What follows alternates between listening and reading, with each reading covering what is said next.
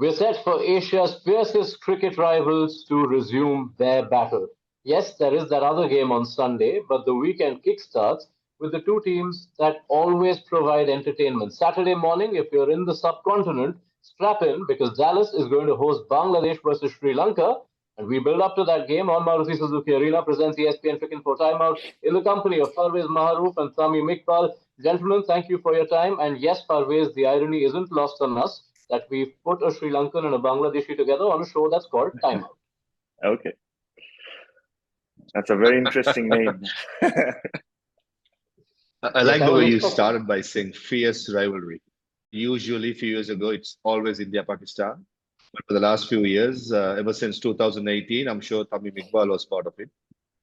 It has become a fierce rival for certain reasons. And come the last World Cup, there's some incident happened. So I'm pretty sure Sri Lankans will be up for it. It's a must-win game for them to stay in the competition. They'd have to win somehow. And Bangladesh, mind you, yes, they had depleted a couple of their players, touch and go, leading up to the tournament. Not the ideal lead up with losing to USA, but still they got world-class players. So Sri Lanka will be mindful going into this game. Lots of pressure on Sri Lanka than Bangladesh, I should say. Samim, you've been part of some of these games. What's happened in these last 5 or 6 years that's produced this greater edge to Bangladesh and Sri Lanka contests?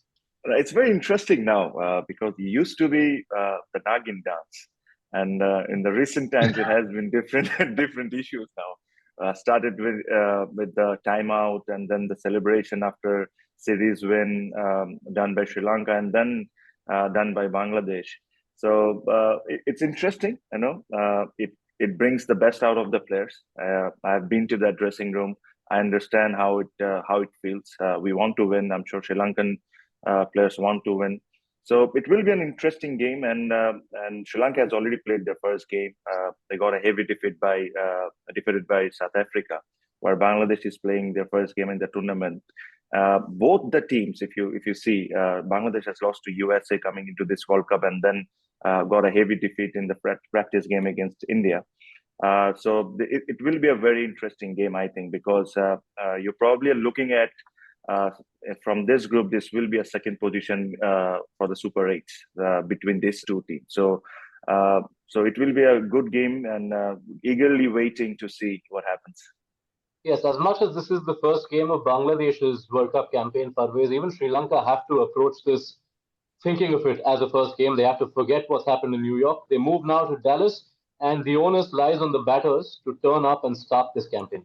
Absolutely. As I said, Sri Lanka is a massive game. It's the game that they have to win. And I would say going into this game, Sri Lanka will start as favorites with the past record and, everything what has happened before. But there will be a lot of nerves going into this game, knowing that they have to somehow win. And they'll be very happy to be in Dallas. We saw a couple of games up in Dallas. The pitch looks really good. The ground is not that bigger comparing to New York. So Sri Lanka is definitely up for it. Some selection dilemma as well. So hopefully they'll get that sorted. So just looking forward to a good game because, as you said, Sri Lanka, Bangladesh have always dished out interesting close games. So I'm looking forward to one of those games again. Yeah, just before I bring Tamim back in, Farveez, the batters who for you in terms of personnel hold the most responsibility? Conditions are so variable at this World Cup. Who are the most key batters for Sri Lanka in a bid to improve? The conditions will be different. We saw the New York pitch was up and down, and the first game at Dallas, which was against USA, against Canada, the night game, the pitch looked really good and the ball was skidding onto the bat. So I reckon for Sri Lanka, I think I always keep saying Kusal Mendis in the top order holds the key. Last time in Sri Lanka, Bangladesh played a bilateral T20 series in Bangladesh. The pitches up in Sylhet had some grass. The ball was skidding on with some bounce, and Kusal Mendis managed to get some runs there. So I reckon if Kusal Mendis, gets a good start, he's someone to look out for. Overall, I think Sri Lanka has the batting power to get the 170, 180, which is needed in Dallas. But just about starting in the power play, that's been the problem. Even the two warm-up games against Ireland and Netherlands, that was the problem. Sri Lanka is losing too many wickets in the power play. So I reckon that's where the stability should come. And in case if that comes, I think Sri Lanka can apply a lot of pressure on the Bangladeshi bowling lineup. Tamim, what was the feature of Sri Lanka's defeat was how troubled they were by the South African pacers in New York. Bangladesh came into this World Cup with a good-looking pace squad, But now Shariful almost certain to miss and Tashkin a 50-50 starter. How much does that affect Bangladesh's plans going into this?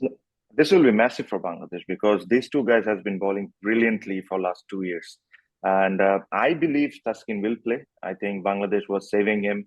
He got injured just before the World Cup. Didn't play a part in the US series, and then didn't play in the first practice match. And I'm pretty sure that he's most likely to play.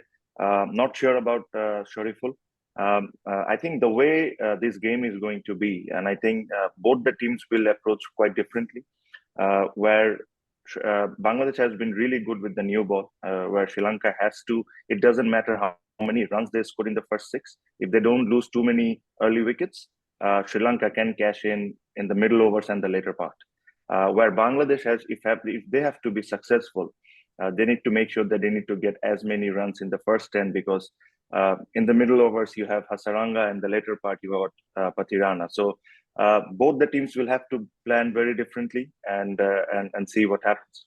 So, what would the ideal bowling combination be, Tamim, especially considering that for the spinners there is a greater challenge because the one night game we saw in Dallas, there was quite a bit of dew present. Yes, I think still Bangladesh will go with if Shariful is not fit, they probably will go with either Hassan Mahmood or Tanzib Sakib, and then Mustafiz and Taskin will definitely play with one spinner in Shakib and Rishad and Mehdi, obviously. Okay, since we've started that, how would you have the entire 11? Include the batters as well, and tell us who are the batters to keep an eye See, on. I think it will be most likely the 11 that played against India. I think Tamim and Shomo will open. I think Litton might miss out. Shantu has to bat at 3, Shakib has bat at 4, and then Mahmudullah, Tohid Ridoy, Rishad, and all of those guys. I think Bangladesh will certainly play with the similar 11 that played against India. Farveez, same question for you. We have seen Sri Lanka once they fielded an 11 that's not the 11 you wanted to see. What do you want to see for this game? I reckon from the last game, Sri Lanka will be thinking really hard to get the Dushman, the Chamira back into this team. And looking at the first game against USA, Canada, the dew was quite evident. So in that case, Sri Lanka might go with the extra pace option. That's what I think. And if that happens, I reckon Mahesh Theekshana might be a player who might miss out, especially looking at the conditions. And when it comes to batting lineup, I would say Sadira Samaravikrama looks a bit out of sort, even in the practice game and the last game as well. So that's something that Sri Lanka think tank will be thinking as well regarding whether to bring Dhananjay De Silva, his experience at number 4, or continue with Sadira Samaravikrama. So I reckon that's the headache Sri Lanka will have.